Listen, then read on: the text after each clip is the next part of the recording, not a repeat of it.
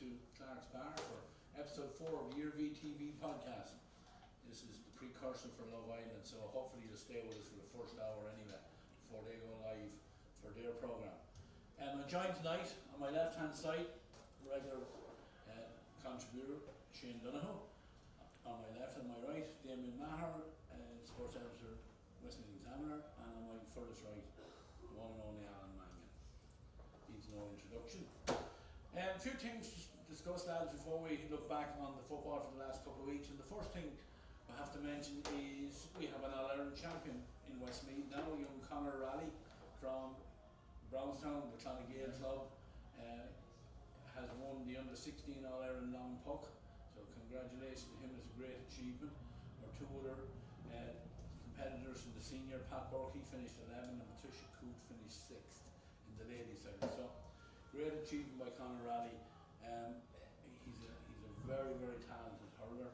I believe he's also very talented in almost every other sport, and I don't know whether you've seen him at football as well or underage hurling, but I believe he's multi-talented young man. But you know, great pedigree there in who his mother and father are, and hopefully we'll see him playing adult hurling for Westmeath for a few years' time.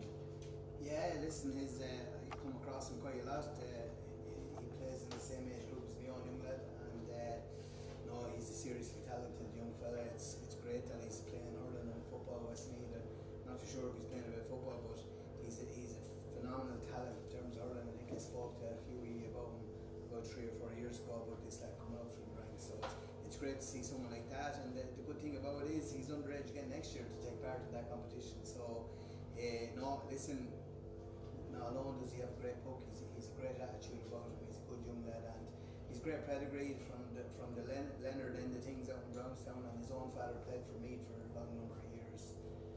So this is great that he's through his line with us for now, hopefully. Yeah, absolutely. I think it was a tight enough win. I think it's even won about something like 5 metres or something like that. I seen that earlier on. But well done, Conor. We're delighted for you and proud of you, and well done to you on that one. A couple of other little bits, lads. For last week's podcast, we spoke about the All-Ireland hurling final. So this time we'll maybe have a quick chat on the All-Ireland football final. I'm going to throw it out to you. Am I the only one that was disappointed with the quality of the game? I don't know if you were disappointed, were you? It was. I thought it wasn't. You know, I was very disappointed with how Donegal performed. I think typified by that last score just for half time from Dave Clifford, where they let Paddy Clifford walk over back across the field for what, almost 2 minutes they had possession, and then never stepped out, never put pressure on them. And you know, for teams to lose an All-Ireland final, they were beaten in the end by, was it 10 points in the end? Yeah. Sure, you know. Look, I was up and I was fortunate enough to get my hands on the ticket. And first of all, I thoroughly enjoyed the day. It's one of the best days of the year. People know I'm a football fan, but the atmosphere in the city was brilliant. I thoroughly enjoyed the football. A little bit biased. I've supported Kerry all my life. Just unfortunately, we didn't have the tradition here in Westmeath to be following teams to that level. But I thought the standard of football in it was hugely high. As a neutral, maybe it might have been less entertaining than you wanted. But no, I thought the standard of football was massively high. You talked about that score at the end of the half. In fact, Donegal had tried to flow the ball into Michael Murphy, overpassed it, and Shane Ryan collected it. And I'd say that's the part that really annoyed Jim McGuinness at half time. They were 5 points down, and they worked to score. They were only 4, and they handed the ball back before the hooter. And they've all been preparing for the 2 minutes to the hooter and that sort of thing. I'd say that really annoyed Donegal, that little phase. And of course, they didn't come out and press. They didn't want to give away a goal before half time. But yeah, I thought the football, like the 20 minutes to start that game, surpassed the 15 minutes against Armagh in terms of accuracy and power and strength and endeavour and everything that carried through it. Donegal were a little shell-shocked, but they got into the rhythm, they stuck to their system. That was what probably disappointed me most with Donegal, was they never broke out of the system. And the system excludes these 2-point shots when they're not 80% or 90% efforts. They didn't take enough risk when they were so far down. But I understand where you're coming from, but I think that the quality of the football in the game was very, very high. Damien. Yeah. I don't know, I wouldn't be blown that much about it. I thought at times during the game it was pedestrian. Paulie Clifford standing in the centre of the field walking with the football. That's not entertainment. I went to Killarney myself for the weekend that was in it. I had a little suspicion that Kerry might be just too good, and that a lot of the experts, and nearly every expert I read and looked at and watched, said Donegal were going to win this game, that their counter-attack was going to destroy Kerry, and they forgot about David Clifford, quite simply. Outstanding. And one of the scores he took up the wing, where he took the ball on, took the man on, soloed the ball, got it back up into his left hand, turned onto his right foot, and kicked it over the bar. That was fantastic. Absolutely fantastic. But the kicking skills of Kerry, the game has changed completely. There's now has to be a massive focus on kicking skills. It has to be at a different level altogether. Years ago, Jim McGuinness, the kind of guy he is, he would have got men back, he would have got spoilers back, he would have got men around David Clifford. That luxury is not there anymore. It's amazing the extra space that's there now with the trio. So I had a sneaky feeling that Kerry were going to get there. I was extremely disappointed that the game was over so quickly and so early. Look, if I was there and I was part of the atmosphere, everything that goes with an Ireland final day is special and it's brilliant. But for me, the game was over very early. And okay, there were moments of high quality in it, I take Shane's point, but standing, watching Paulie Clifford, and I mentioned Paulie Clifford, everybody's talking about Paulie Clifford since, and all the number of touches he had. 6 touches or whatever. I don't know. I mean, to me, David Clifford was head and shoulders above everybody else simply because he had that quality that set him apart, and he was the difference on the day. I thought just the way he could kick those scores, kick those 2-pointers, that 2-pointer before half time. But yeah, it was over very early. Obviously, if you were there, soaking up the atmosphere and being part of it all, it's a very special day on an Ireland final day. But Donegal have to be very disappointed with that effort. And how would you have liked to be in your pomp? I know you're playing senior football with the new rules, you're back between the states, but would you have enjoyed football now in say, if football was like that in 2004? Sure, I think football probably was quite similar to that back when we were playing, when we were going well. I think football really was the 3 lads up top all the time and you were kicking the ball in. We knew when the likes of Derek Egan or Damien Healy or Michael Ennis-Scott, if you were available, they were kicking in long, and that's just the way it is. And that's the way football should always be played. I know I can take your points that the standard hasn't been as good as some other matches was. There's some difference to it compared to the All-Ireland final last year and the year before. Yeah. It's watchable now. It really is watchable, and David Clifford's performance was out of this world. But you would have to say that Brendan McCall was right on him. For every score he got, he was inches away from blocking. So I actually think he did okay. That's how good David Clifford is. Yeah. He ended up coming off at 9 points in play. Now I know there you could say 6 scores from play, but at the same time McCall did okay. But I think they got right for man of the match. I think Gavin he set the tone. He set the tone both throw-ins and the ball broke. He even injured Ryan McHugh. He was this ball is my ball and I'm going for this. He was outstanding. But I think all over Kerry had probably the top 6 or 7 performers on the day throughout the whole field, and that's why they won ultimately. Yeah. Shane, one thing you wouldn't have seen it because you were at the match, but the interview there was an interview done with Jim Gavin before the game, and from listening to it, they're not actually finished trying some of the new rules. You probably heard about it. No, I didn't see. I love football. I watched the All Ireland on the Monday twice. I watched RTE coverage, I watched the BBC coverage. As much as being there, I also wanted to watch the coverage. So I saw Jim's interview, and he went through the politics of these new rules and what has to happen at convention for them to be put into place in perpetuity or whatever, and that there is a possibility that some of them could be dropped or added to, things like that. But I think in general, people are advocates for them. They're always coming out of games with, oh, I'm not sure about the 2-point rule, or bringing it 50 metres forward, or the lapse of the 3 up and 3 back. But some of the stuff is quite penal, I think. You know, if a guy drops a ball on the floor where a foul has occurred and walked away from it, technically that's to be brought up 50 metres and potentially brought out as a 2-pointer. You know, those little things need to be looked at, but they've made a massive improvement to the game. Yeah, but what I was more taken in by that they're not finished with them. Like, they're talking about maybe 4 points for a goal.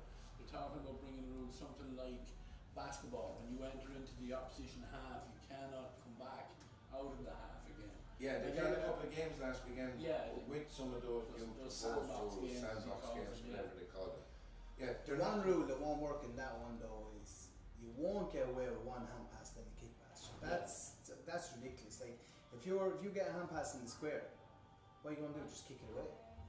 Like that rule, I can understand if you have 3 hand passes and then you can't have a 4th or something like that, but to say that you have to do a hand pass and then your next pass has to be a kick pass, sure, that's ridiculous too. You can't take the hand pass out of it completely, and that's what they're nearly trying to do. I think my opinion is that they've done an excellent job on what they've done so far.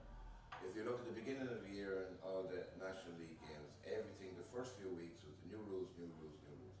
But we got to a championship, and there's focus on the new styles of play, but the particulars of the rules themselves have been accepted nationwide, pretty much. Coaches have adapted very well to them, and in different ways. And let's not continue to fiddle too much. Yeah. I don't see a whole lot wrong with what we have if it's coached very well, and that's what everything comes back to. The game that we have can be coached to a very high level, or it can be coached to a mediocre level or a poor level, and that will present a spectacle to the viewers. The one thing that I would bring in would be picking the ball off the ground.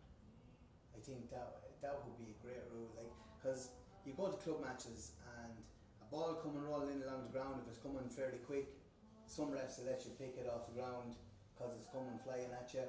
Some refs will blow it up. It takes that out of the game altogether for referees, doesn't put them under pressure at least, and it makes the ladies' game an awful lot quicker, because like it's a great sight to see someone coming flat out. I think you saw it yesterday in the All-Ireland ladies final.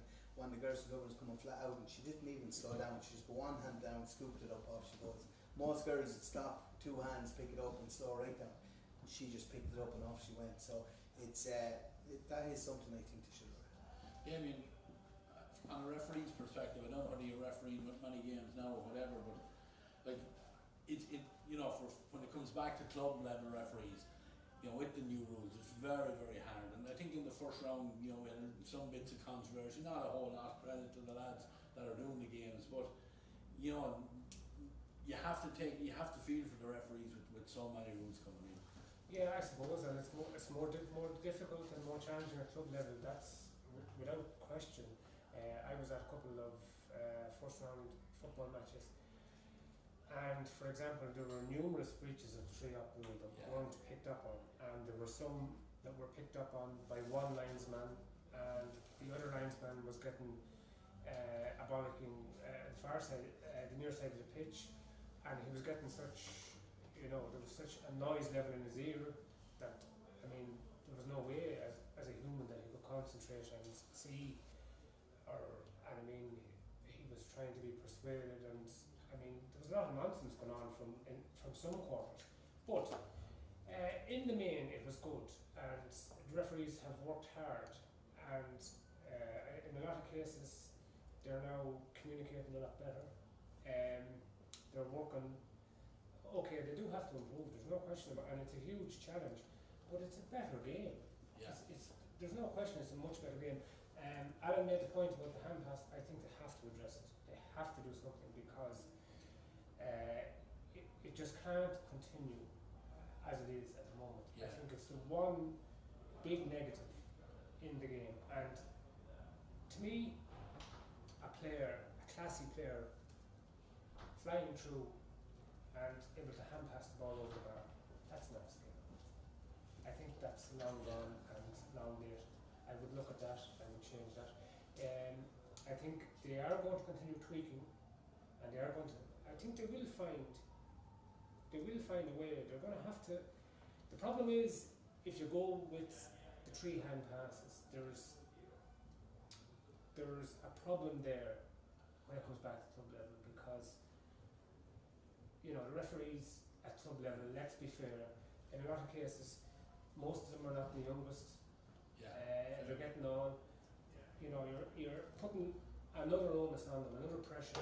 Suddenly they have to start counting 3 hand passes in a high pressure, high pressure situation at the end of a county semi-final or whatnot.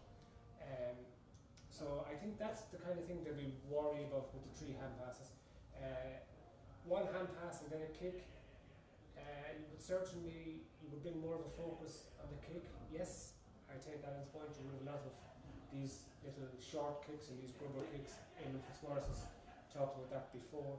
But I think the guys who are there on the FRC, they're going to explore, they're going to look, they're going to continue to tweak.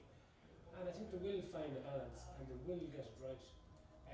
This is only the first year. I think that's an important point. Yeah. It's only the first year, and as Alan has quite rightly said, the difference between the standard in right throughout the championship and in the All-Ireland, in latter stages of the All-Ireland, including the final, the difference is just, they're poles apart. Yeah, I think everyone's in agreement with that. Look at lads. The only thing I'd say, Ray, is that the important thing is the 2 All-Ireland finals. Both teams that got easy semi-finals. Yeah. Like Dublin, like it did in Cork, gave Dublin a right good beating, and Donegal gave Meath a right good beating, and both of them ended up. It just didn't prepare them right for the All-Ireland final. Yeah, that's fair. And we had that possibility in Westmeath with our hurling, when one team goes straight to a final and the other 2 get a semi-final. So sometimes it works, sometimes it doesn't work. Some teams like to break, can leave them fresh. But yes, point well made. Then we'll go on and look back at the football championship in Westmeath, the first round. We were all looking forward to it so much, and I think in fairness, there wasn't that much controversy. Not even talking about referees and stuff like that. Overall, good standard, whatever. But we'll look back at the fixtures first of all. And again, I hope you've all been out looking at your Junior 2 now and getting yourself up to date with that. But in the Junior 2 Section A, big win for Delvin over Loughlin Valley, 210 to 5 points. And Tubberclare and St. Paul's, high scoring game, 4-17 for Tubberclare, 5-8 for St. Paul's. Junior 2 then was only 1 game in it, again a high scoring. Garrycastle 3-11, turns past 14 points. I think the standout score of the game there is Delvin beaten in last year's Junior 2 final. And they had started the year off with a good win, even though they were competing with their hurling as well out there. Yeah, we mentioned it 2 weeks ago, Ray, that they had a good successful league campaign. I think they picked up a league title. Football is obviously trendy out there at the moment, and they're going well. Not disingenuous to Loughlin Valley. We always compliment them on feeding the team, and at the moment that's where they are, and I know they're trying to pull more bodies in and build longer term. It's disappointing for them to take a fairly hefty beating like that, but yeah, I think it was a predictable enough result from what we knew about what was going on at the beginning of the year. Garrycastle overturns pass. Garrycastle's first team, their senior team, won in the first round of the championship. They obviously had no issue with numbers and their Junior 2, but good win overturns pass, 14 scores apiece. I think that was on the Sunday morning. Then Tubberclare over St. Paul's. Paul's been disappointed with that one. They would have come down from Junior 1 and would probably be looking to get back up at the first attempt. Yeah, and to me a kind of a trend, just looking at the first round of the football championships, the smaller areas now are beginning to struggle, the rural areas, and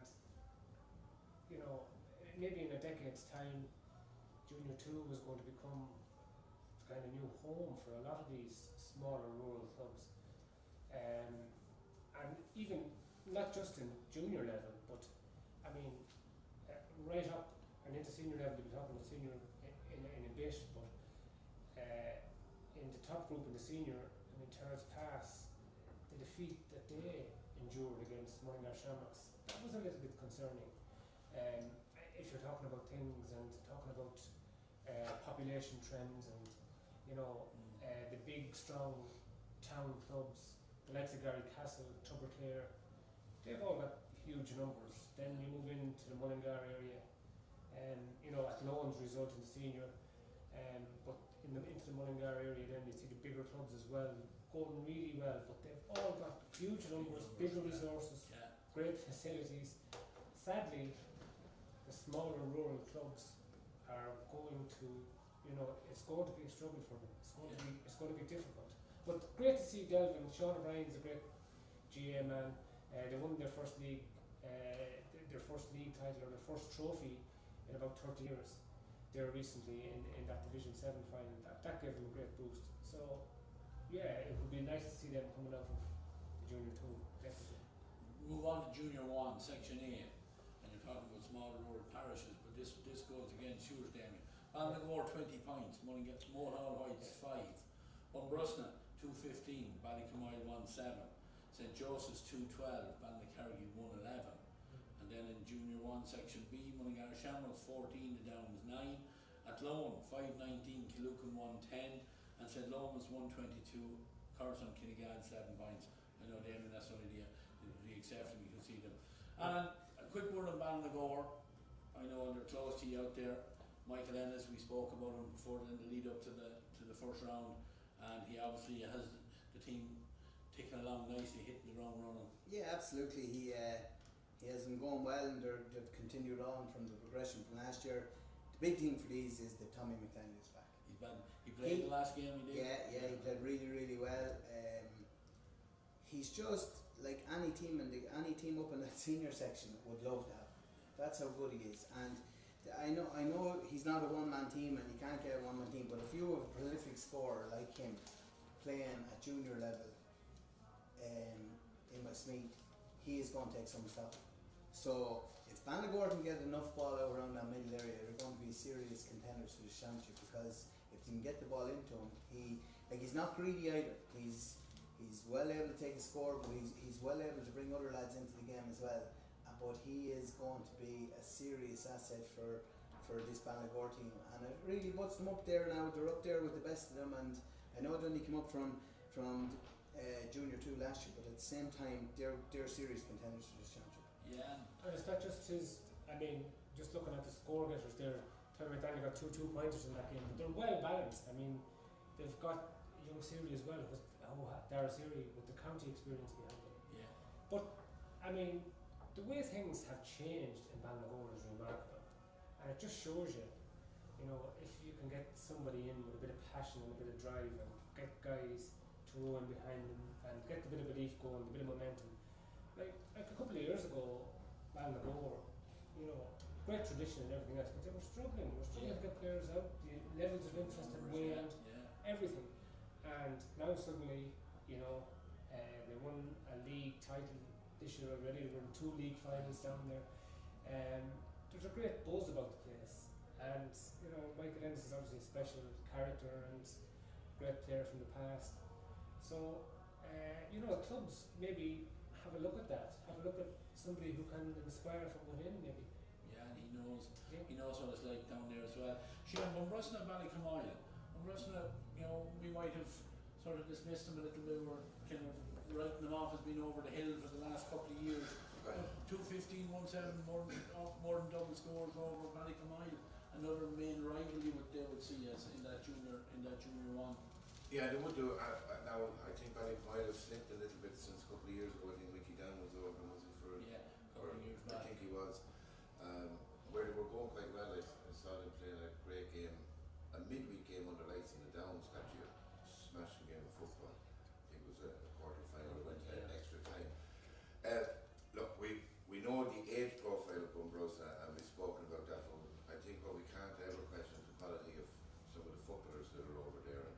they'll be very pleased with the start to the championship that we made, or that they've made. But you pointed out yourself, Ray, a fortnight ago, this is a drawn out championship. You said, like, you nearly have to win 2 championships. Don't think anyone there will be getting overly carried away with the results. Obviously, if you shift a defeat or a heavier one, you have to look internally and see how we're doing. But there's plenty of time. There's, I think, 4 teams come out from that side, from 6, and 2 from the second string teams from.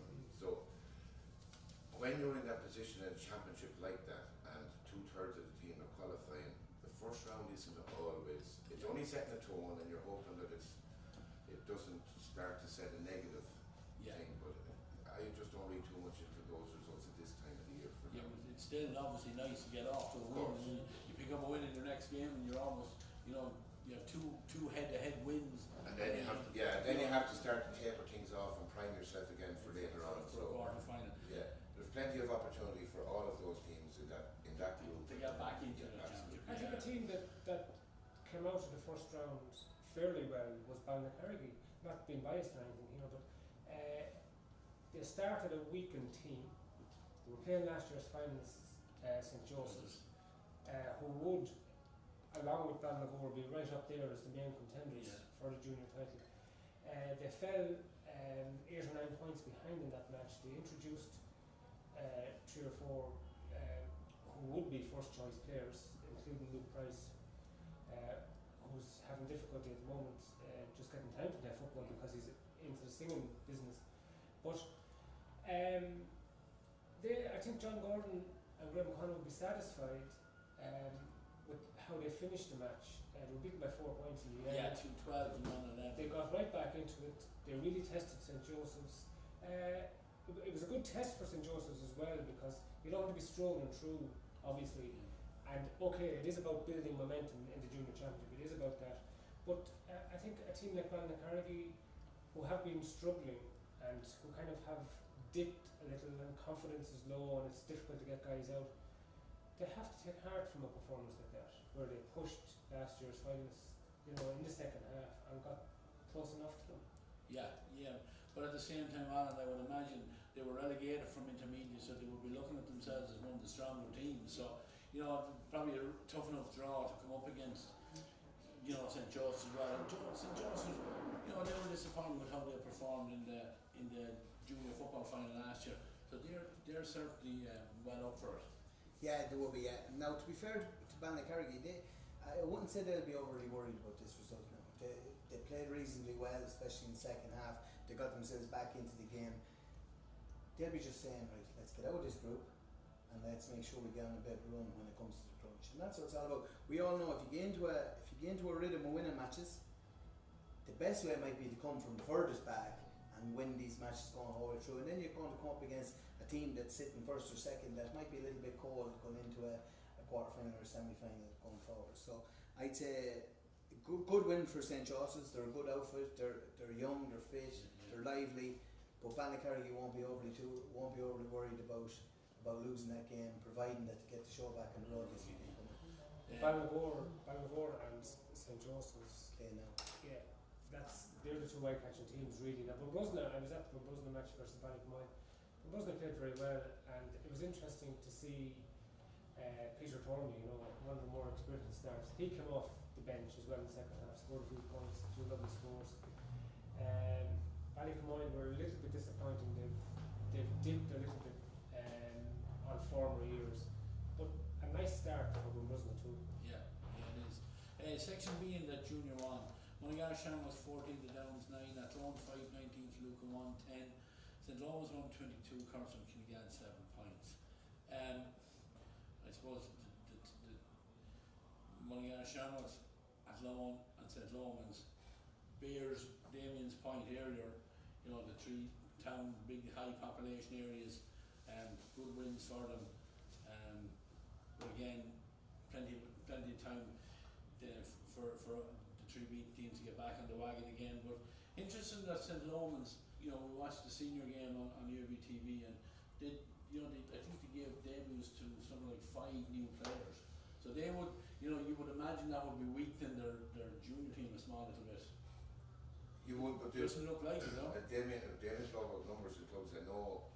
I think Alan Carroll is the manager of the junior squad in Rome, and a lot of them train collectively and things like that, but they operate independently almost as well with independent panels, and they know what they're working with. And when you look at those second team results, you're probably looking at a trend where Shamrocks and the Lomas have always really targeted this championship with their squads as bringing through lads from minor under 20, maybe letting some of the other guys slow down and learn from that experience that's on the pitch. They've always used that championship. Kinnegad came up from Junior 2 a couple of years ago, but Kinnegad is another area where it's really a numbers game. Do they have enough to field in this for the rest of the season might be a concern for them more than anything else in terms of the amount that they're getting down training. Again, it's first round, it's difficult to read too much into it. But they, you know, you talk about debutants for St. Lomas, there will be lads there in Shamrocks trying to put their hands up to Mihal and say, you know, have a look at me, I'm going well at this. And that's what they build up and get out of that as well. You're talking about, am I right in Damien, that Carson Kinnegad game, I think there a couple of 2 or 3 red cards issued on that one, and I hear, I think Carson Kinnegad might have ended up with definitely not the 15 anyway, it might even have been 12. I'd say we'll have to looking at pull a few lads out somewhere then from the next game. yeah, I'd say looking at that game. To be fair, if you're looking at Kinnegad as a whole, they have 2 very good players over going to play in the semi-final of a New York Championship next weekend in Jack Turpey and Josh Gahan. They'll be looking to get them back, but that's not going to improve this team. Yeah. The unfortunate part is Lomans lost a lot of players last weekend. I think it was 6 in total. They lost from the junior team and still went out. It'd be more worrying from Kinnegad point of view, getting beaten like that. I think was it out there? I think it was in It was Kinnegad. in Kinnegad. Early on the Sunday morning. Yeah, it's early on Sunday morning. It's just not a good vibe coming out there in terms of their junior team. But yeah, if they get a few, I'm sure there are a few lads coming back into the fold. They seem to be low on numbers at the minute, but yeah, I'm sure lads will come out of the woodwork out through summer to help them out. Yeah, absolutely. Moving forward now into the intermediate, you know, this great competition we never can predict the winner for. But we look at the scores in Section B first of all. Castledaly 3-9, Ballymore 1-9. Castlefinaid, Coolroyd Hall 3-11, Kilbeggan 17 points. And this game played on Monday night. Miltown Pass 4-17, Maryland 1-12. Shane, I think a hat-trick for Brandon Kelly for Miltown Pass, probably the standout performer of that game. I don't know whether you got to see any or not. I was over the course of the floor when my club was playing. I was at started poorly, the team as a group. Maryland were winning. I think they were 3 points up. 20 minutes maybe gone in the game. It was slow enough start from Milton Pass. Maryland, to their credit, were playing well and playing with a bit of aggression.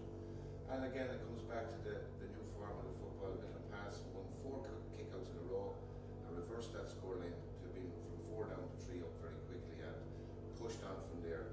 Brandon did show his class, showed a bit of bravery for a goal. You know, he is that level of a footballer.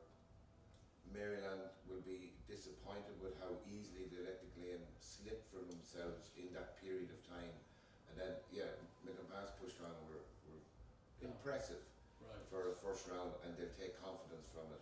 Because you often hear the lads down in Kerry, you don't know till you get out there where you are. And so they'll be pretty pleased with where they are for the first round of what I think is the most difficult passage to win in any championship, is coming from the bottom section of intermediate to ultimately become champions.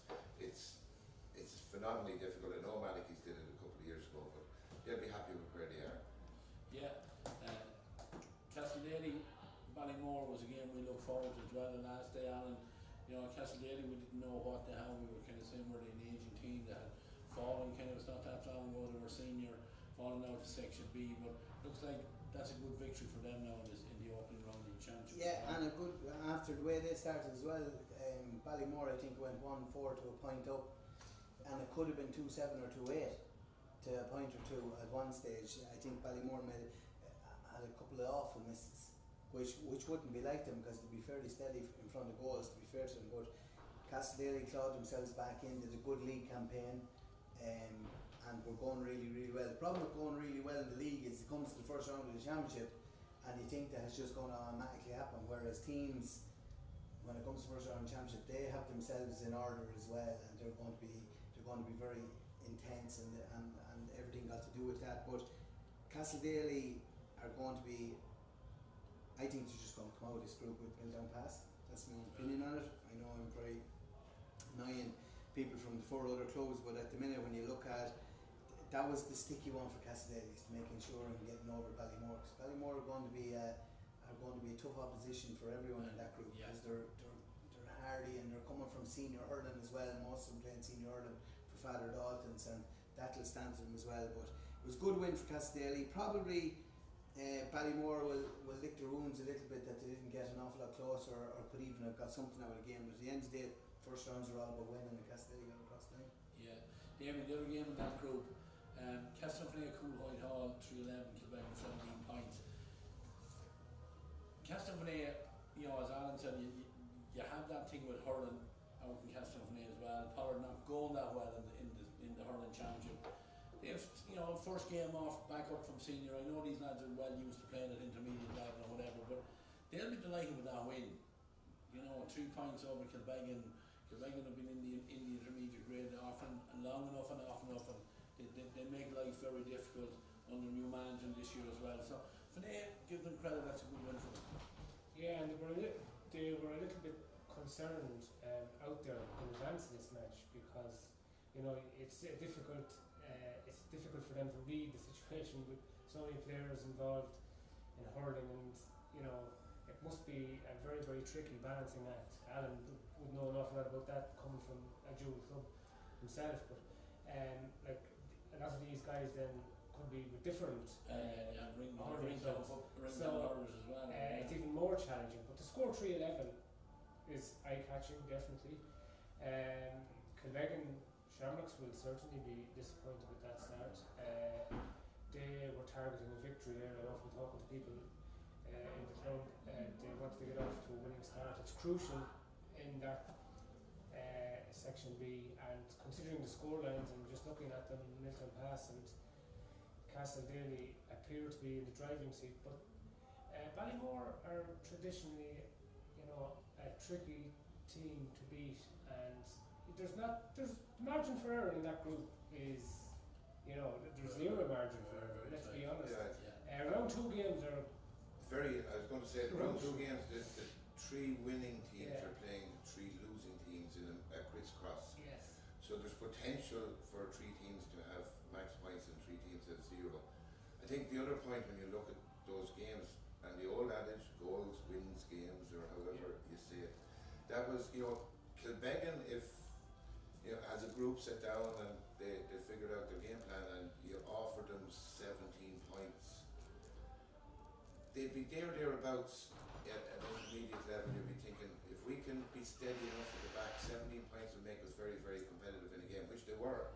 But the goals really, like a couple of goals Milltown Pass got, really swung momentum away from Maryland as well.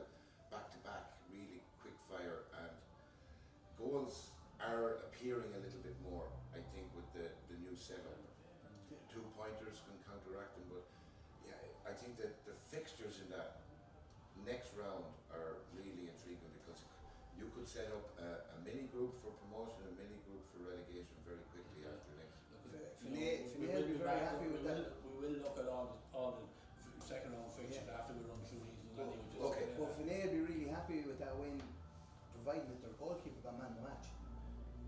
So Gary Sullivan got man of the match, apparently pulled out. I was talking to a couple of lads from Kilbeggan, they were saying that he made an outrageous save in the second half.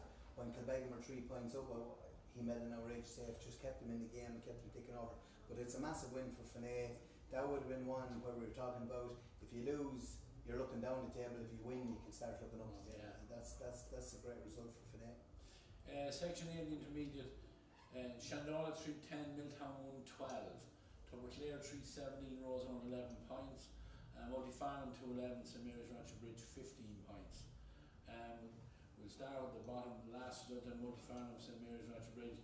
I think we thought on the last podcast, somebody's contacts weren't so great. We thought the Ronan Wallace wasn't around, but I think it turned out that it was almost the Ronan Wallace show again in that game against Ratchabridge.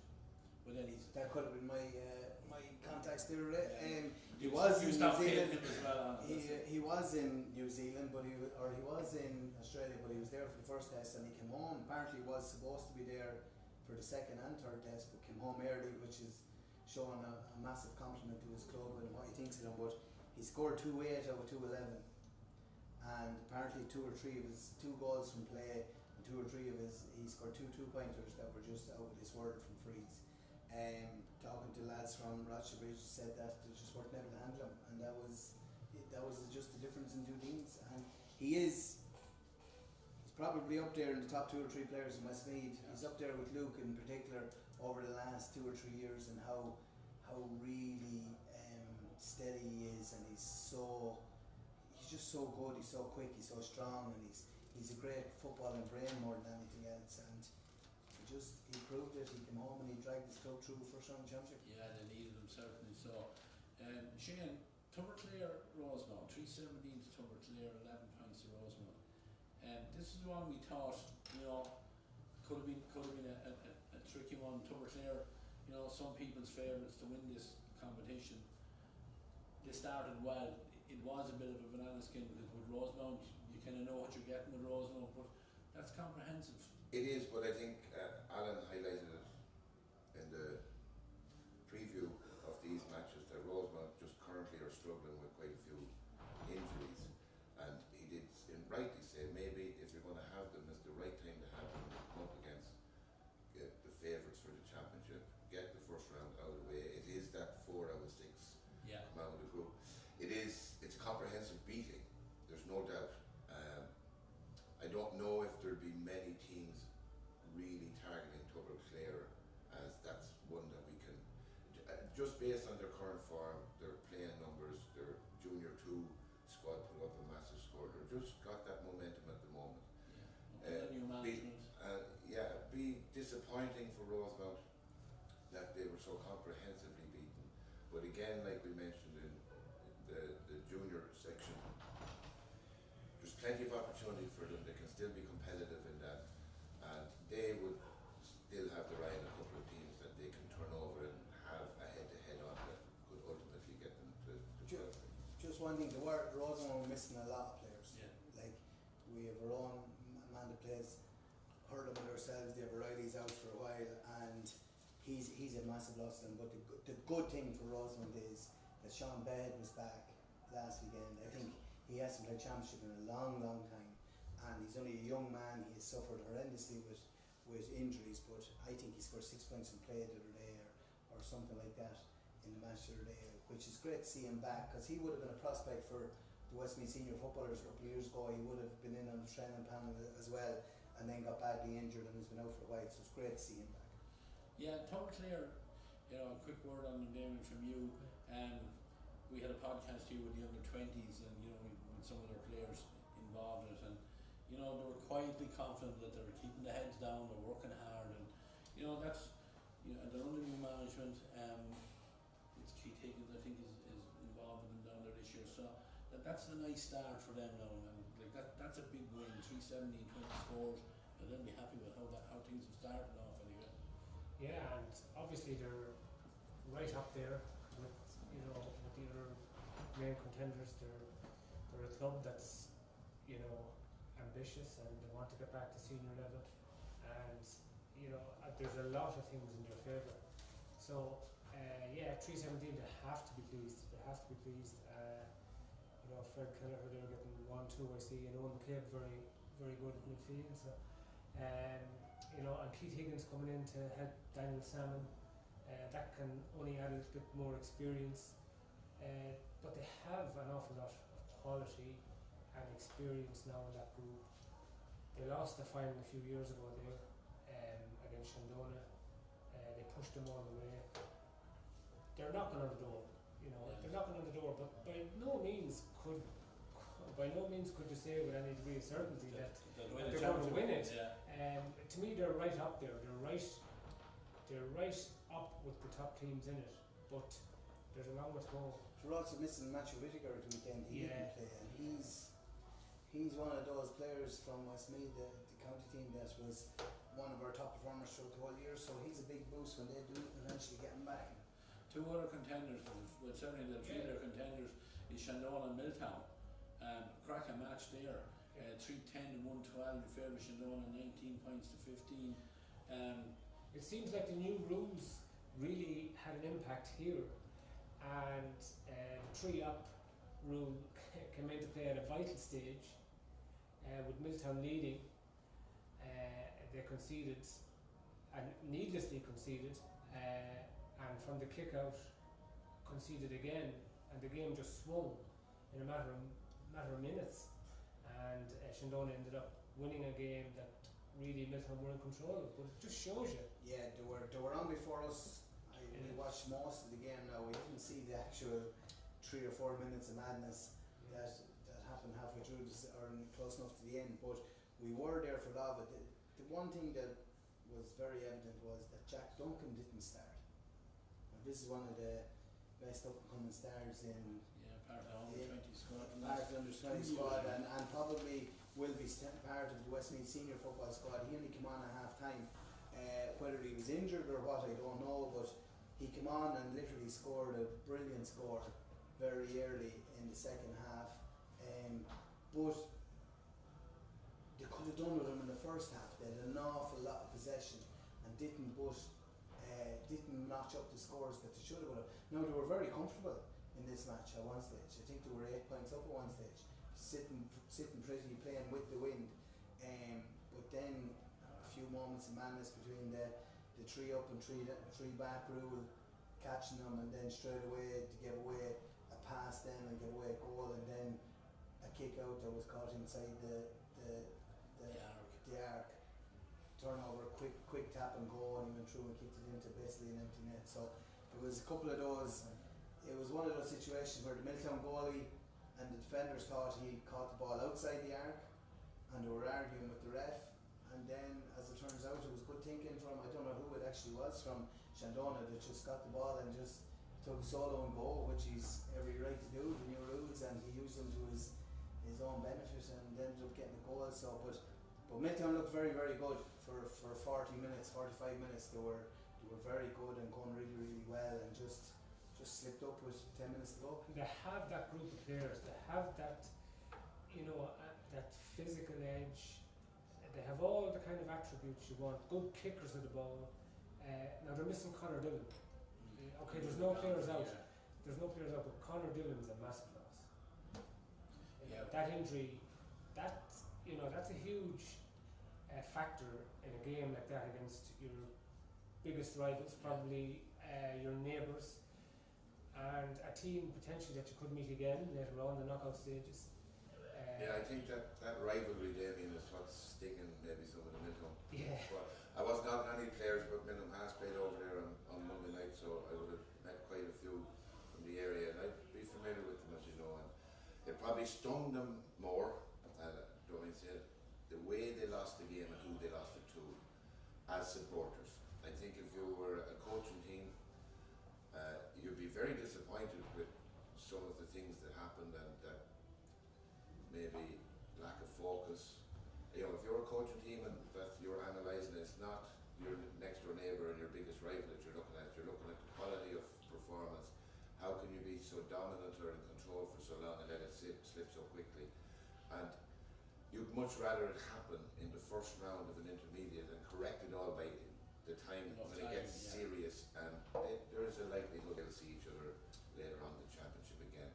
I think the emotional side of it for the general public on both sides, Shandon would be supporters over the moon to turn over Milltown. They have a very long history again for doing that to them, and Milltown would have just be disappointed who they lost to, and a little bit more than how they lost. But then I'm sure there's a lot of credit due to Shandon as well. You've spoken about how good Milltown were, but yet Shandon walked over the 2 points. And okay, you can't coach, I take Shane's point, you can't coach that, but that kind of emotion and that passion, that's a key part of it in the championship. And if you get a little bit of momentum at the right time, and the crowd, your supporters get behind you, it can become a huge factor. And they were very vocal. Big crowd down there. Big crowd down there, and it was good game to watch. Now it was a right good game of football. Big thing for it is Boyce was playing really well going forward. He got yellow carded about 5 minutes before half time, and then got into a little bit of a scuffle with one of the Shandona players, and he was taken off at half time. Now I'd say he was on the ticking, and he got ticked and the yellow card, and I'd say he was one foul away from being 14 men and getting the second yellow. So, but he was a big loss because he had a big impact in that first half. He's a big man, he's athletic, he's strong, he knows how to play football as well. And now they brought on Jack Duncan for him. Two great ballers. But again, it It'd comes be nice back to see to the two of them together playing. Yeah, it comes back to the top group of the intermediate. It's not detrimental. It's more the emotional side of it that's detrimental to the supporters on the mental side, and it's very satisfying for the Shandona guy. But in terms of the championship, I'd say the Miltown players won't mind one bit. No. At the back of it all, they're going in. They played really well. get a lot out of it. They probably should have won the game. They didn't. If they can park it and move Learn more. forward, You can learn more in those environments. But it's a good win for Shandona. Of course, Shandona should get credit here too. It's a fine win for them, and Ray Sheridan was under a little bit of pressure. They got to a league final. Okay, not their first team, I think, not their first team. But I remember that evening in Cusick Park, they lost it, and things weren't. Things just Not didn't rosy look in the great. garden, Yes, it didn't look rosy in the garden, and there were a couple of awkward moments, shall we say, and I could kind of sense that wasn't an easy challenge for Ray, who's a fine guy. So that's a big win, and he'll be delighted, and so will Shandona. And the big thing for Shandona is their 3 goals were got by subs. Yeah. Matthew Scully and the young Conlon fella. Just the three goals were scored by 2 by Scully and 1 by Conlon. So it's a big impact off the bench. Yeah. Well, look, we'll part that. We'll come back for the fixtures for the next, and we'll talk about it again. Section B in the senior championship. So Malachy's 214, Tang 113, Kinucan 17, Collery 29, and Garrycastle 113, Moat 15 points. The Garrycastle Moat game, actually went down to that game with Tubbers there myself on the Friday evening, and I have to say that Garrycastle stole the game. They were trailing. Moat looked very impressive for long periods. Garrycastle trailed for probably 50 minutes of it, and next thing they got it back. Very few 2-pointers, and they got a 2-pointer, and it brought them back to 1 point, and straight away they were feeling Keane McCarthy palmed in a goal, and with 7 or 8 minutes to go, Garrycastle found themselves 2 up, and they held on to it. Moat had a chance with a free outside the 40, around the 45 minutes further out at the very end. I thought they might have brought the goalkeeper up even to have a go at it. Robbie Ford took it, he went short, and it ended up with nothing anyway, they cleared it. But, Garrycastle, they had to bring on Rory McGowan, and he probably changed the game, and we all know what age Rory McGowan is. So, but still, they've started the campaign with a win for themselves as well, and, they're coming up from... I'm smiling at you saying that, Garrycastle stole it. A coaching team inside of me saying, right, we'll keep ourselves in this with 10 minutes to go. Perfect game plan, turn it around, nip the result at the end. Everything went exactly to plan.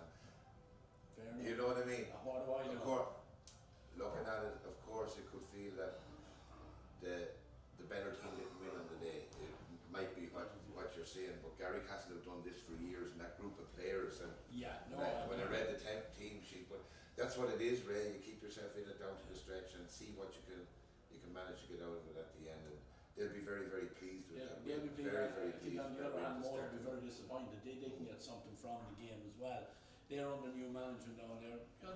They played well. I thought they played well now, and they were, look, at a draw might have been the fairest result in the end, but that bit of experience from Garrycastle means you can never write them off. And they just dug it out at the very end, like you say, Shane. They got ahead at the right time, and they were able to hang on to it.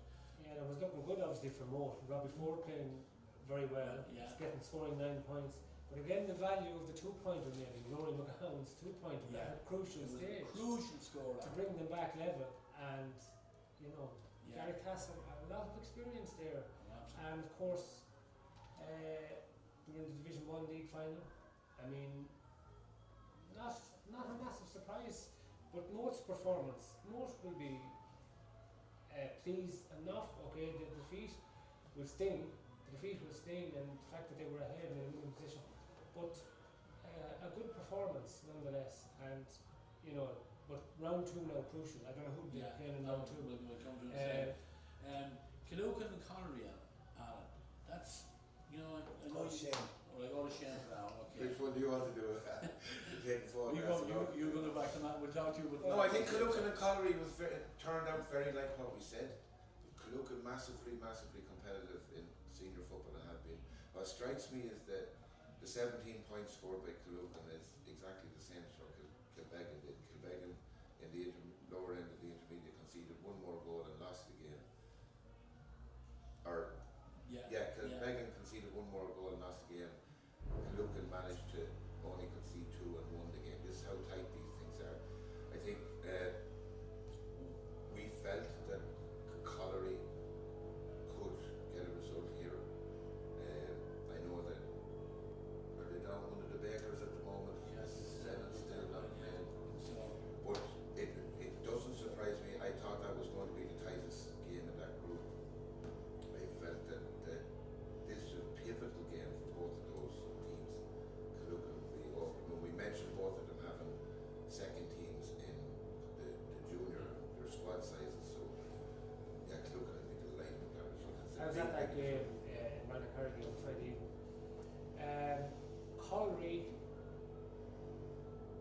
have only themselves to blame for losing the match. They were in a winning position, even near the end. Poor and all as they played, and when I say poor, the thing that was poor about them was their passing. It broke down. The passing game broke down time after time. Dropping ball, taking it into attack and losing it, getting overturned.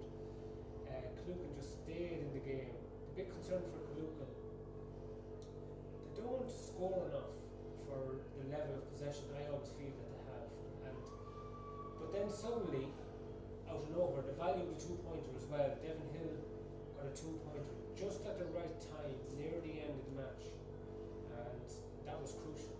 Like, it was going to be, there was 2 points in it at the end. It was going to be a draw probably, or Connery might have held on, but Devin Hill's score, and he only came off the bench, was fantastic. One of the highlights, certainly, of that match. No, Alan, we'll go back to for St. Malachy's in time. 2-14, 1-13. You know, were you deserving winners? How did it work out? Were we deserving winners? Probably were the better team on the day, only slightly. We got a fortuitous penalty. When you look back on it, but was it free if it was further out the field? Possibly. If he was pushed like that when he was kicking the ball out the field, it'd probably be free where the ball lands. But it's debatable whether it was a penalty or not when it's something so crucial like that. But no, listen, Tang played very, very well in the first half. We went in 7 points down at half time. 6 or 7 points down at half time. A few harsh words in the dressing room, and we got it going in the second half. But we really didn't get going until about 15 minutes to go. Like, the first 15 minutes of the second half was nip and tuck a bit, and then we sort of took over for 10-12 minutes, and we did all our scoring and that. And we were quite happy to get out of there with a 4-point win. With 5 minutes gone in the second half, we would have took a 1-point win, or even a draw if someone offered it to us. So listen, at the end of the day, I think Tang are missing a lot of players. A lot of lads gone away, and we probably reaped the benefit of that. But at the same time, a lot of our lads haven't played that much football this year, because a lot of them with Westmeath County hurling teams between senior and under 20, so they've played very little football. So listen, we're delighted to get the win, and Tom Browne worked his magic again. Put 2-14, Absolutely. How did you find the kick out? Okay, easy. got them off. Very good. But it is an awful lot different. It's it's not. I know we're talking about the rules and how good it is, but I'm not too sure any youngster in the country will ever want to play in the goals.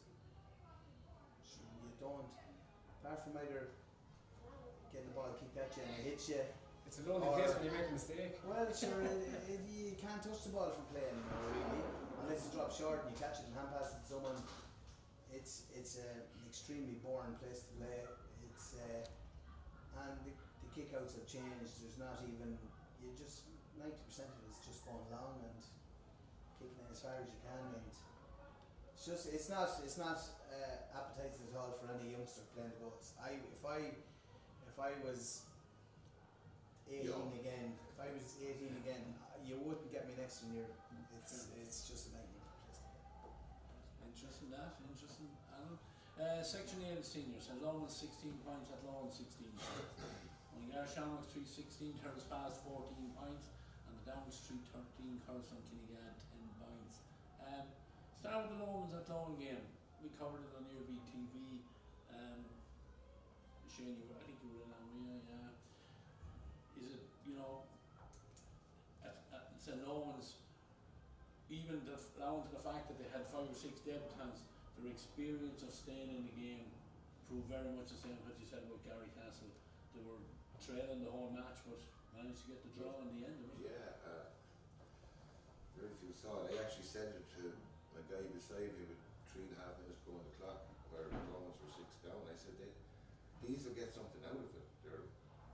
That's what champions do. Now, it was half tongue in cheek, but I'd focus here on Athlone a little bit. We spoke about it in the preview, about how Athlone very possibly have this date in the calendar ring fenced, and knowing that Lomans side is somewhat depleted, and then there'll be debutants introduced, and knowing how Lomans build themselves into a championship, it was a massive opportunity for Athlone, and they had it, and they somehow gave it away and the class of John Heslin with a couple of his kicks at the very end of the game.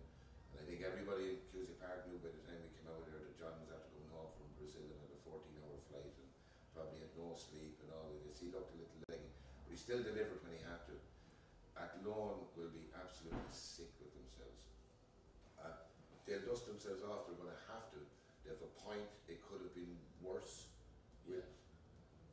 And it was only a point difference had they won it, but it would have been, we got what we targeted. I still don't think Lomans would have panicked too much had they not won it, but it would feel sweet to Paddy and the lads that were on the pitch that day to walk away knowing that they hadn't lost.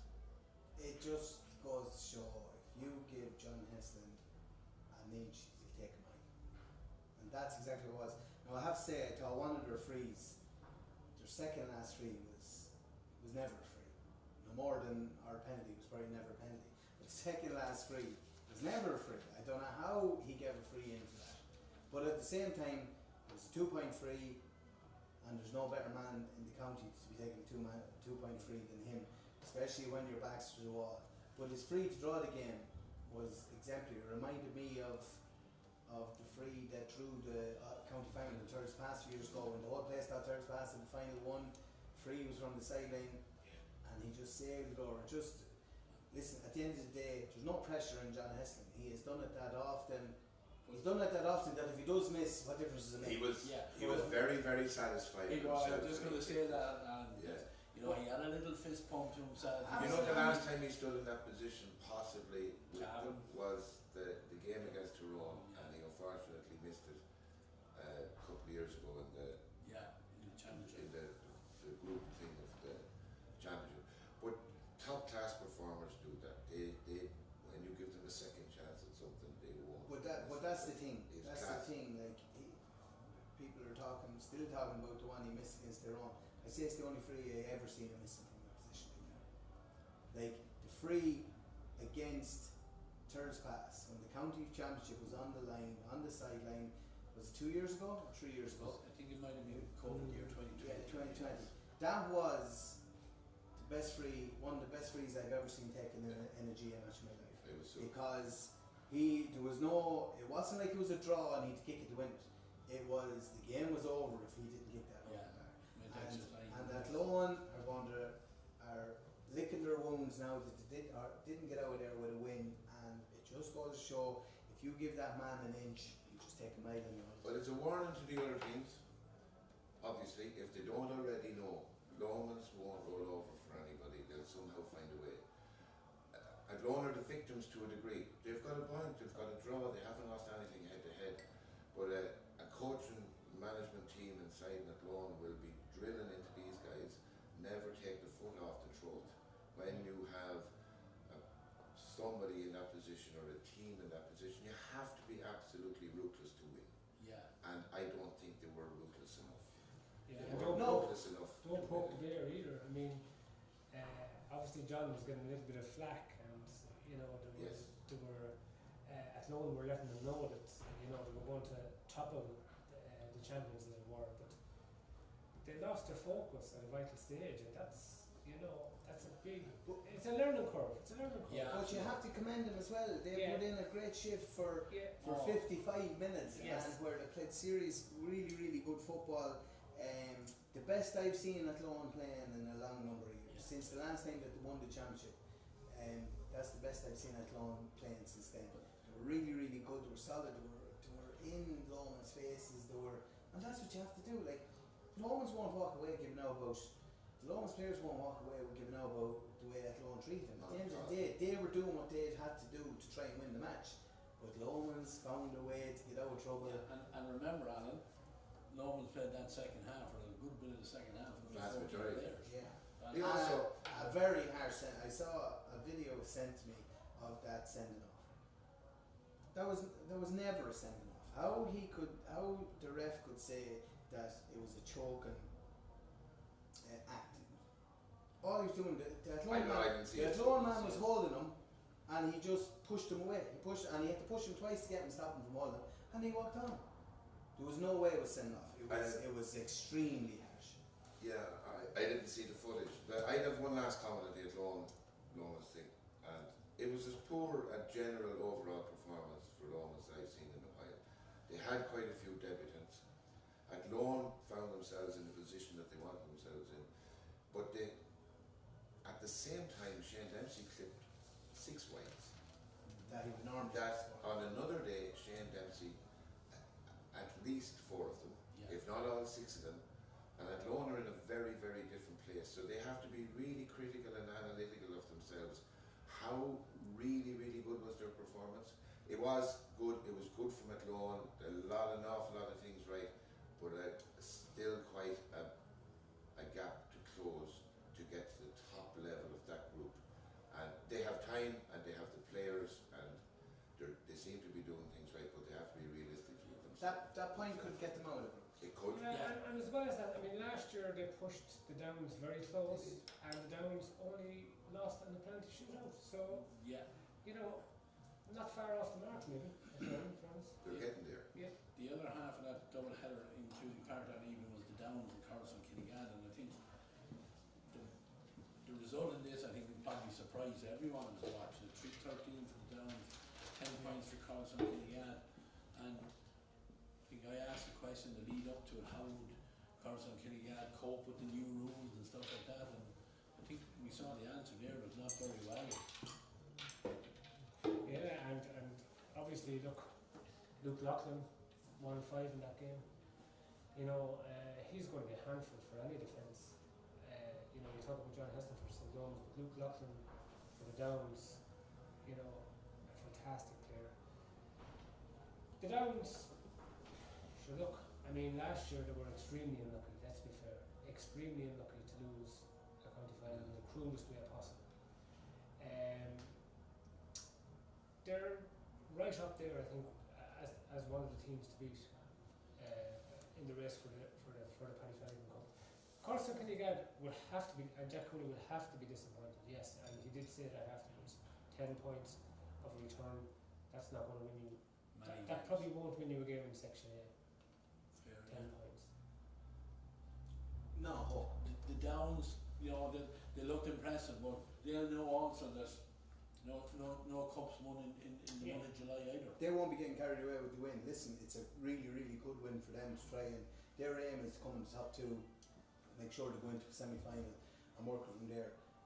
But you you just can't get over how poor Kinnegad were. They were so poor. This is the worst performance I've seen Kinnegad putting in. I know they got beaten by Tang in the first round of the championship, and people say that was the worst performance.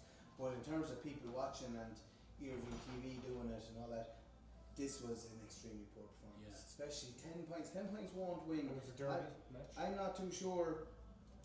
No, between intermediate and senior, they're the lowest scorers. Yeah, in the top, in four Yes, they were the lowest scorers between intermediate and senior, Yeah, which is not a good thing for them. They need to work on getting their possession percentages into shots.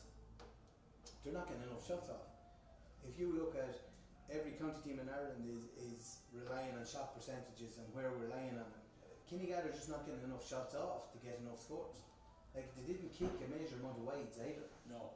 Do you know what I mean? Like, if they walked off field with 10 points and they've kicked 15, 16 wides, they're saying, well, we need to improve in our shooting. But they have to need to improve on their transition from the backs up to the forwards and being able to get shots off. Now, they are missing Jack Thorpe and Josh Gatton, who would be, they would be really good with these new rules. Like, I watched a game that they played in New York, and two of them were really, really good at New York in a game a couple of weeks ago. So they're going quite well, but Kinnegad could do with them back, because they don't have that prolific score from play. They don't have what the Downs have in Luke Loughlin, what Lomans have in John Heslin, and like, you can add in Shane Dempsey and TJ Cox and Sam McCartan into that. Kinnegad don't have that, so they need to be getting 2-3 scores out of all their forwards. Yeah, exactly. They don't have a marquee forward. They don't have a good target man, and that's, they can be as well drilled. You can be as well drilled as you like now, but with the new rules and with the 2-pointers and with the greater space up front, it's much harder to keep the score down. You have to be, as Alan said, you have to be getting decent scores. In the last 20 plus years here in Westmeath, no team without a marquee forward has won the championship. If you look at Terrace Pass, 1, 2 or 3 of them, they had Dennis, Martin Flanagan, David Glennon, the 3 of them. Gary Castle had Desi, Lomans have Hess, the Downs have Luke. Just Kinnegad just need, if they actually had a marquee forward, if they've got a marquee forward out of somewhere, they have every chance of winning. But they need to get that marquee forward. Mullingar Shamrocks, they had a marquee forward. Yeah. They had a big win. Their last game last year in the championship was a corresponding fixture where Terrace Pass turned them over, and it was, I learned a lot from it. 316 to 14 points over the Rochester Bridge. That was a big win for Mullingar Shamrocks. Coming up into that group for from Section B last year, they'll be delighted to get a win on the board. Yeah, it's comprehensive. There's a great rivalry in Mullingar between the Mullingar Shamrocks fraternity and the Lomans fraternity, and you hear whispers from both sides. And Shamrocks are doing a lot of good work, and they have a lot of good men involved, and they have quite a solid team at the moment. And they've always carried themselves with a lot of confidence, not crossing the line to cockiness, but a lot of confidence, and you need to be that way when you go about. And that's a comprehensive victory. Terrace Pass will be bitterly disappointed. I know they certainly didn't have all the bodies on the field that they'd like to have on the field, but they'll be bitterly disappointed with how comprehensively they were beaten. Shamrocks will take quite a bit from it, but they have to put it into context as well, as I said about other results. But again, it's professional from them. You go out, this is our job today, these are our opposition, we will put in our game plan, we'll come out the right side of it and move to the next one. And I think that's where the Downs were very similar against Kinnegad.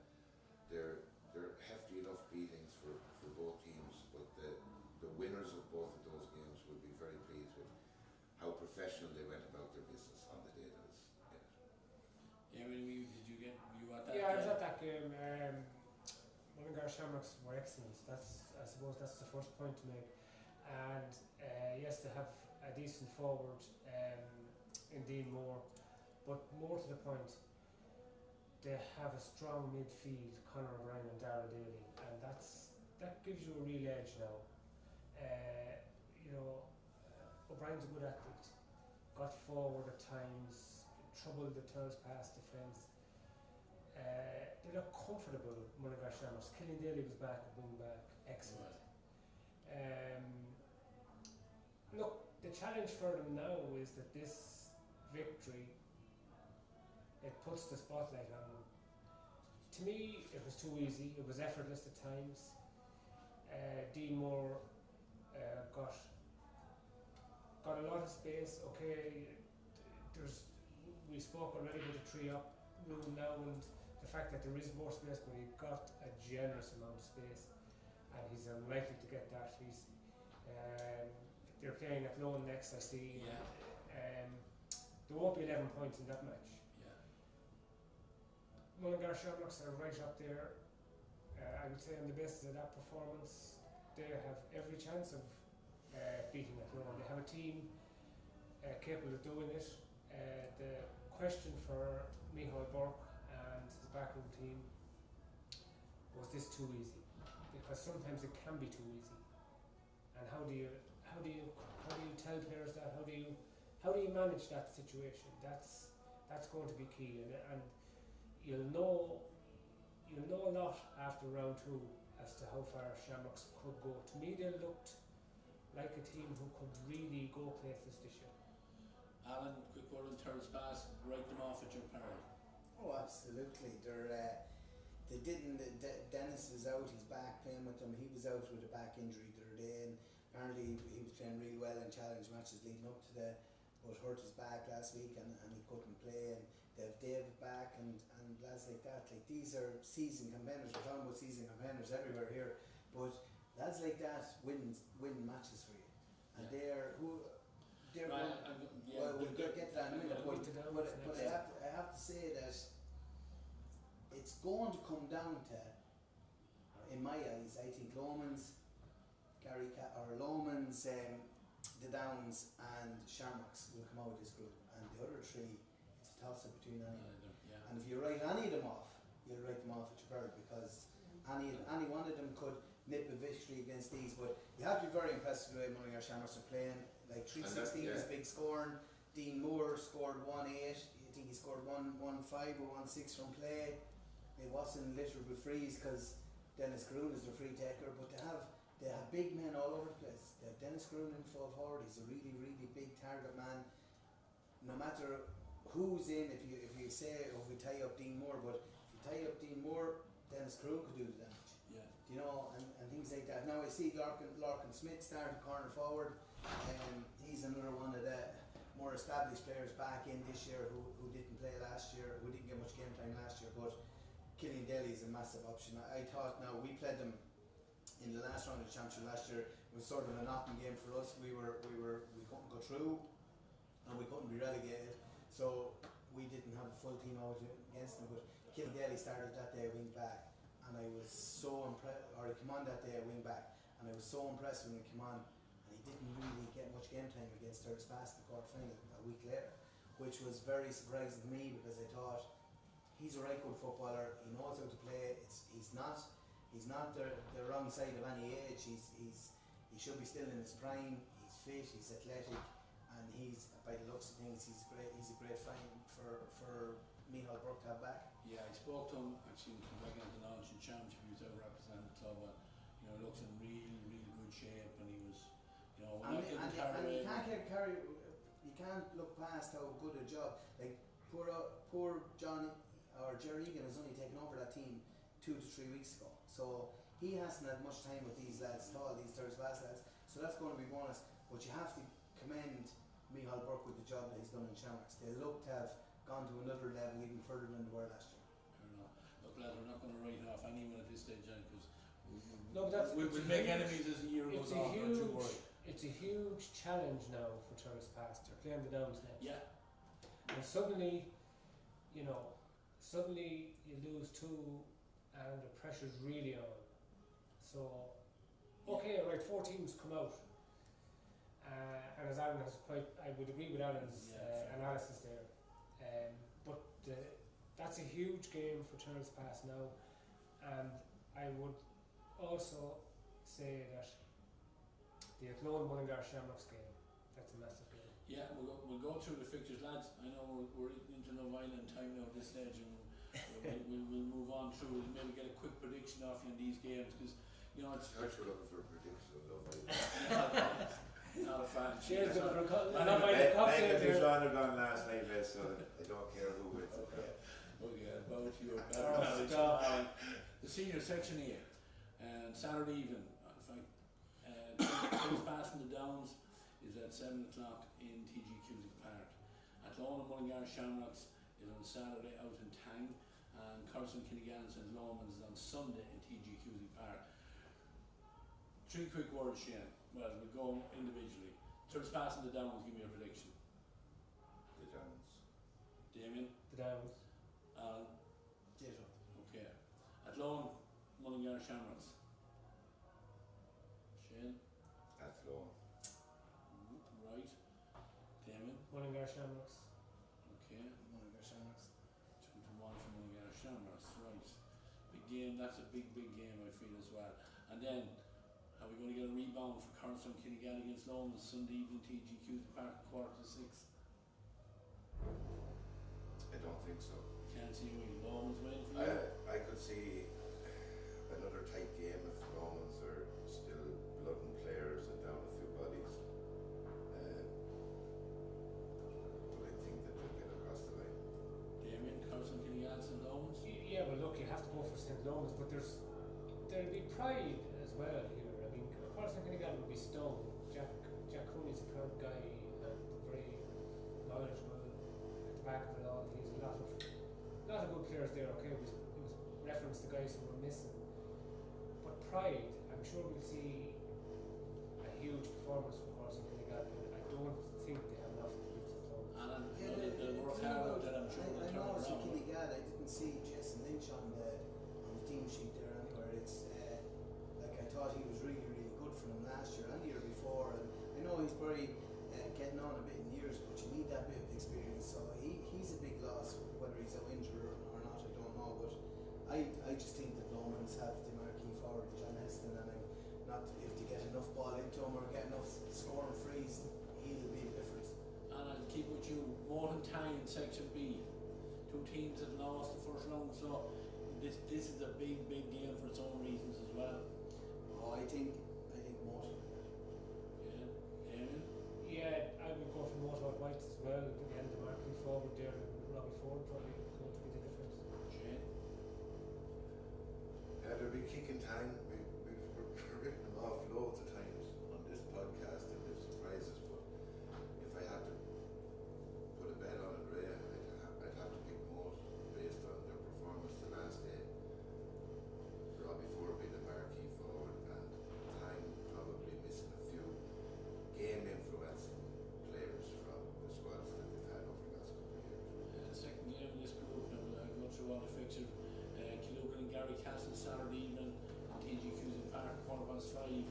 You know, both of these are on a win, so, you know, with only the 2 places up for grabs, crucial that, you know, a win for either of these will really put them into prime position. Who do you fancy? I'd go with Killucan because I think they'll be able to match Gary Castle physically. Gary Castle are a physical side. They have a couple of forwards playing very well. I think they'll match up very well. Whoever wins that middle third, and we talk about it all the time, as Damien alluded to, it's very important now. I'll just give Killucan the nod here. I think they're able to get these results. Damien, Killugan, Gary Castle? I'm going to go for Gary Castle here Alan? on the basis that for me, Killucan have a lot of good footballers, very well balanced, strong at the back, but have they enough scoring power? I'd go for Gary Castle to edge that one. Alan? Draw. Oh, the man Alan's still on the fence, well. It's hard to get a draw at all, but the 2 pointers. A point for either of these, and it mightn't be a bad call on it. I'll finish up with you on this one now. Saturday evening in Moore, 7 p.m. St. Malachy's in Colleray. Alright, we won't ask you on it. Damien? Yes, look, Colleray will be really. They didn't play well in round one. There has to be a response, and a big response. St Malachy's have got to start. You would fancy that St Malachy's will build on that start and make it extremely difficult. If I was to go for a team there, I'd go for St Malachy's to get a second win. Ooh, Shane? Wow. Big call. That Well, Collery and I wasn't reading where Damien going with that, but my thought process would be quite similar. How far away is Collery? I don't know. Because lads will be coming down to pay me up. But I was going to give Malachy's the nod here, because I think there's something in that playing group that knows how to get wins. This would be a massive win for St Malachy's. It's one that they would fancy themselves in, and I think Collery have shown a bit of frailty over the last couple of years in some of these fixtures. So my football head would tell me that Malachy's might nudge this, but I'm not in any way writing off Collery. I think they have a playing squad that can, if they go out and perform to the level, and look, we shouldn't forget there's a Pat Flanagan there. yeah. It's so tight. I give Malachy's the nod if I had to call a winner. Okay. But crucial there is going to be Senan Baker. I mean, is he back? Is he involved? He's a huge player. But Tyke Baker. Damien, he hasn't played any football since he played a challenge match in Castleady against Clare in probably February or whenever these new rules first came out. He hasn't played any football from then. I'm sure he's been on training pitches now, but I think it's unfair not unfair on our part, but it's unrealistic to suggest that you parachute a Senan Baker into Collery and they're totally a different team all of a sudden. That's not the reality of how it happens. Collery are a fabulous side. I don't know, is it because there's a bit of a gambler in me or something? I just think Malachy's might edge this, and Collery, because they'll start to ask themselves questions again if they're in a tight situation. Right, lads, we'll go through the fixtures again just for any of our viewers. There's passing the Downs on Saturday evening, 7 o'clock in TG Cusick Park. Athlone Mullingar Shamrock Saturday evening down in Tang at 7 o'clock. Carson Kinnegallon Lomans on Sunday evening in TG Cusick Park at 5:45, 5:45. In the fixtures of Section B, Maher versus Tang, that's on Friday evening in Tubberclare at 8 p.m. Killucan versus Gary Castle Saturday, also in TG Cusick Park. It's part of a double header. That's at 5:15. And St Malachy's and Collery Saturday evening in Maher at 7 p.m. Looking at the intermediate Section A, St Mary's versus Tubberclare. I expect you'll all go for a Tubberclare win here. Yeah, I think with St Mary's losing their first round, we spoke about the difficulties that Damien will have in that group with his playing group at the moment. I think we suggested that, or I tried to suggest it last time, that if St Mary's were in the lower end and only 2 qualified, they'd give themselves a better punching chance than they will to topple enough of these teams. And I think Tubberclare at the moment are the form team in intermediate. Damien, Tubberclare. Alan? Yeah. Okay. Second game in that one, Milltown versus Multifarnham. Again, Multi with 2 points. Milltown looking to get off the mark. Shane? I find this very, very difficult because of the Roland Wallace factor and what he did 4 mile ago and what he did for a whole summer last year. I think Milltown have a lovely balance to their team. Again, is Jack Duncan going to be playing? Is he injured? Is Jad Boyce going to be deployed as a wing forward? A lot of things come into it. I give Milltown the nod on this. They need the win. They absolutely need the win, and I think they'll get across the line. But Wally could beat Milltown again himself. I don't mean beat Milltown again, but Wally could do it again, and it wouldn't surprise anybody. Milltown Multi, Damien? Milltown are the better team. They just have to get their heads right and get over that defeat in round one. It's another rival they're playing. They should be beating Multifarnham. No disrespect. Multifarnham are not at that level. Not quite at that level. Milltown have all the players. They should be winning that match. Milltown Multifarnham, Alan, for you? Yeah, Milltown for me. Fancy, I think yeah. Shane sort of hit the nail on the head there with Ronan Wallace, but at some stage someone's going to have to try and tie him down and put 2 But Jazz Boys did the year we were involved, I think the last time that they played each other in the championship, believe it or not, Jazz Boys did a job on Wally, and it was pure frustration every time Multi got the ball. But Milltown will have to target it that way, but yeah, I think we all agree Milltown on paper, squad wise, mix of players should be winning that. But a player like Ronan Wallace could beat any of these Class, guys. class. Yeah, the 2-pointer, of course, you know, that's, Shandon and Rosemount. Shandon now, you might say they got out of jail, but they got the 2 points. They're up and running. Rosemount maybe a little bit of pressure on them, depending on them lads back. Shane, how do you see that one going? Yeah, I think Shandona really target this. Rosemount being depleted. I think a second win would put Shandona almost in a position that they could have a quarter-final place based on head-to-heads and things like that. I think they'll really target it. Momentum is something that we talk about here all the time. Winning, however you win, and I think Shandona will get the result against Rosemount. Damien, Shandon and Rosemount. Shandona. Alan? I agree with the lads, but I'd say Rosemount will be targeting the last 3 games rather than the first 2. They've loads of lads out injured. I think they lost someone else to a crucial injury. I can't think of his name now. His name eludes me there, but they lost another. Their centre back has been lost to a crucial injury. I don't think I've come across a team that has suffered so many injuries than Rosemount. And you know, Alan, as a coach, that's exactly what Ray will. The Rosemount, with their backs against the wall, are not going to be an easy target by any means. No. But Shandona have to be professional about this. It's not a season-defining result, but you still have to go and get that, and it's a great opportunity to get the 2 points.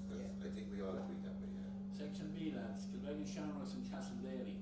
Now again, I think you said it, the winners are playing all the losers as such. Alan, go to you for that one. I just think Castledaly probably have a bit too much for most teams in this group, and unfortunately for Kilbeggan, I think like you have to say 17 scores apart from Milltown Pass. They have more scores than any other team in the group in terms of kicking scores, and still ended up losing the game. I think Kilbeggan will get a win or 2 in this group anyway, but I just don't think it'll be this weekend. Damien? Kilbeggan, Castledaly. yeah, it's closer than it might have been some years ago. Castledaly, a bit more experienced, and that might be just crucial. So Castledaly. Shane? Yeah, I think again this is a game that might be won around the middle of the field, and we'll say with Lark and Dolan and some options up front for Castledaly. I think it's Castledaly the nod here. Okay, we won't come to you in the next one. We'll go back to Alan for Ballymore, Milltown Pass. Listen, Milltown Pass, the big thing with Milltown Pass is Brandon Kelly obviously, but to take a little bit of focus off Brandon Kelly, the Finbar Coyne back. Finbar Coyne is going to take watching, and the thing about Brandon especially last year with the rules that the world were, you might have one lad marking and one lad sitting in front of him, and it's sort of nullified. The new rules are going to suit him, but also Finbar Coyne being back is going to take a bit of watching as well. So I would say Milltown Pass. Damien, Ballymore, Milltown Pass. Milltown Pass for me. Okay, and the last game of that group, Maryland, Castlefine, Coolhoy and all. Shane, you seen Maryland? It's Castlefine got the win last week, so I did. I saw Maryland, and there's plenty enough in Maryland to get a result here. I haven't seen Finney. I know Pollard hurlers are going too well, and that can feed into it. But I could see it being a physical enough game. Callum McCormick is moving well for Maryland. Kieran probably got tied down very well by Milltown Pass. I don't know if Finney will be able to tie him down as much. And I think this is the game that Maryland will win in this group. Damien, to you, Maryland, Castlefine.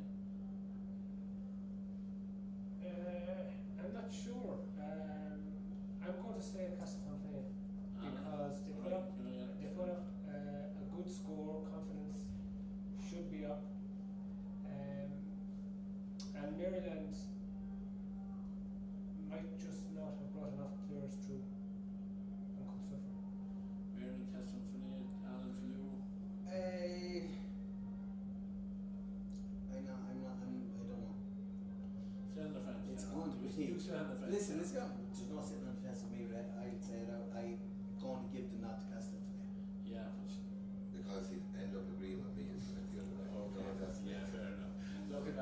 Shane is normally wrong, so I go with Nate.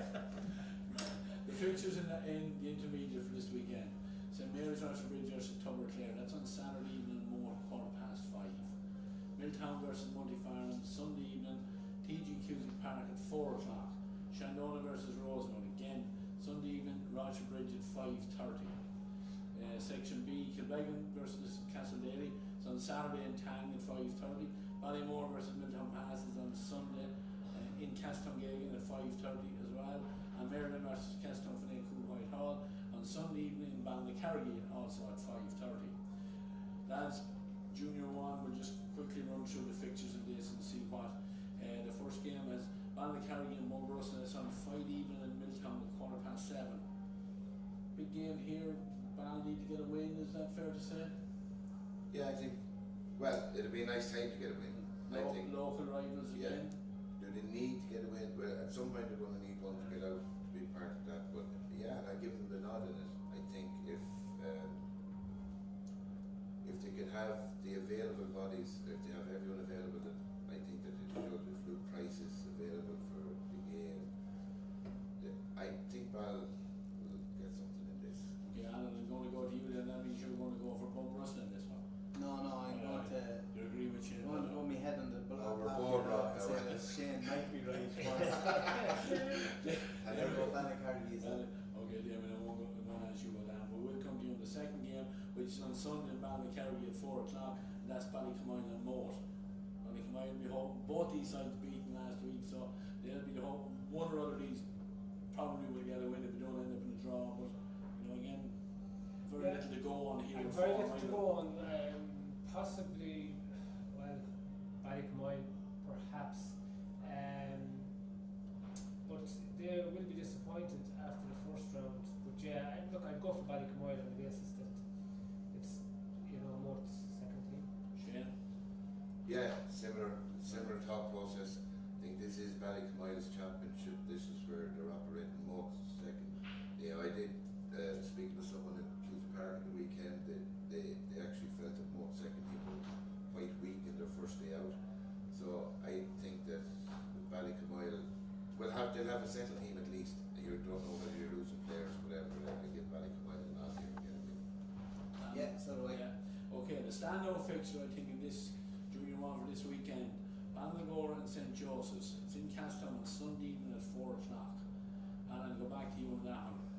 Big game this one. It is a big game. With Ballygore, look at this, they'll have a better idea where they stand in this championship next Sunday evening at 5 o'clock, 5:30. Yeah, Ballygore will have will know exactly where they are sitting, because at the minute St Joseph's are probably the best team in the junior championship. So, do you know what? This is going to be very, very close. Like if we're betting men, it's either it's a win or a draw. I'm not a gambling man, but I'd actually say that this will be very close, and I go for a draw. Damien, Ballygore, St Joseph's. I'm going to say Ballygore, but it's not like these could meet again. It's not. This is not going to. I don't think this is going to define anything. But it's just for me, Ballygore just have that little bit of an edge at the moment. Shane, Ballygore, St Joseph's. No, I'm going to go with St Joseph's. I think it's an important game for them. They possibly will meet again. Ballygore have come up. Tommy Mack is back. We all had to go, but St Joseph's have gone through quite a good progression over the last few years. I think they need to be winning these games at this point in the championship because they need that momentum, and I think balance-wise across the field and their age profile. Is it Dean Slevin that hurls with you? If Dean Slevin plays half as well at the weekend as he did for Castletown with the helmet on him, he'll do a lot of damage, and I just think they're more balanced. This is, even though we're in between them, this is a big rivalry because all these lads have got they're a young team. Apart from Tommy Mack, who's in his 30s, I think most of Ballygore are in their 20s, and most of St. Joseph's are And I think because St. Joseph they all are went to operating at a class, higher went to school together. Nearly all these lads went to school in Dubai. So, I do, yeah, St. Joseph's for me on this occasion. Ballycarrigy versus Bunn Friday evening in Milltown, 7:15. Ballycamile versus Moore Sunday in Ballycarrigy at 4 o'clock, and Ballygore versus St. Joe's Sunday 4 o'clock in Castletowngagan. Lads, we'll quickly run through the section B. Lomas and Mullingar. Shane. One word. Mullingar. Damien. St. Lawrence. Alan. Because of the score that put up the first day, St. Albans. I don't know much about them. Yeah, Athlone versus Carson Kinnegad. Shane. Athlone. Damien. Yeah, Athlone. Athlone. And the Downs versus Killucan. Alan. I'm going to go with the Downs. Local Derby here with the rider here as well. Shane. Or Damien, sorry. The Downs. Downs. Shane. Yes, the Downs. Those fixtures: St. Lawrence versus Mullingar Shamrocks on Friday evening, 7:15 in Lake Point Park, home game for Lawrence. Athlone versus Carson Kinnegad, home game for Athlone Friday evening, 7:15 as well. And the Downs versus Killucan is on Sunday morning at 11 o'clock. And we have actually with 4 fixtures this weekend in the Junior 2. Then versus Tubber-Clare is on Saturday in Ballymore at 5:30. St. Paul's versus Loughnane Valley is on Sunday in Rochester Bridge at 4 o'clock. And in section B, Garrycastle versus Colliery is on Friday evening, Garrycastle at 7:15. And Mullingar Shamrocks versus Turtles Pass on Sunday in Springfield at 7:15. Again, we know very little about these teams, and we'll get a better idea, I think, as that championship goes on. Yeah, well, I think fortunately Tubber-Clare will win their fixture. Against Delvin. And it'll be disappointing for Delvin. That's what I predicted. Right. If Delvin come out with a win out of this, they've developed and progressed quite a bit further than I'm giving them credit for right now. They've had a good season so far with their league teams winning their first round. And the hurlers won the opening two games of the championship as well. I think Tubber-Clare, with some of the personnel available to play at that level, they'll come out on top there. Do you expect St. Paul's to get back on the wagon then over Loughnane Valley? Yes. Yeah. Yeah. Section B then is the actually 4 second teams, Garrycastle and Colliery, and Mullingar Shamrocks 13 against Turtles Pass. Again, it's very hard to know who we have there, but we'll have a look at that result after. And before we finish up, Alan, we had one particular listener on there, or viewer on to us today, Now Breslin. You play football against him. Was he part of that under 21 squad? Can you remember back that far? He won the Leinster. He came on to the squad late in the year in 2000, the second squad. Yeah. Second year we won the Leinster, he came on, he would have a Leinster under 20 million. He didn't play any part of the Leinster Championship, but he came on against Limerick in the All-Ireland semi-final that we lost. Right. Your memories of him? Huge man at that stage. You went on to play professional. He was big and he was strong and he was athletic. Sure, he was after spending a lot of time with Leinster Rugby, and he was just after leaving them and he came to us. So, but he was playing. I played against him with Shamrocks a few times at senior level. He was a big unit, yeah. He was a big man. Yeah, a little bit like Conor O'Brien, I suppose nowadays. Yeah, he was an awful bigger height-wise than Conor O'Brien. Brez is a big man, and he was a very, very good athlete. And whatever code he was applying himself to at the time, I think, had GA being his only sport and knowing the guy's personality and the way he goes about things, he would have been very close, if not definitely getting to the top level of GA for a period of time. He had the fundamentals, certainly, and a good mindset. But he was a big boy. I played against him as well. But my age was Brezzy, he must be only. He's a year younger than me, so he's. Right, we both say You're 15 years older than him. But then Brezzy was lucky to get to play against him. Look at and he turned Yeah. around. No, he was good. He was a good player, but he made the right decision. Yeah. He's not going to make any money out of GA. Yeah, and he's not a bad musician now either. I have to mention that as well. Look, lad, thanks for that, Alan. That's just a little bit of a random thing. He was tuned into No, us he was earlier on. a good player, yeah. Yeah. Look, we're going to finish up here in Clark's Bar.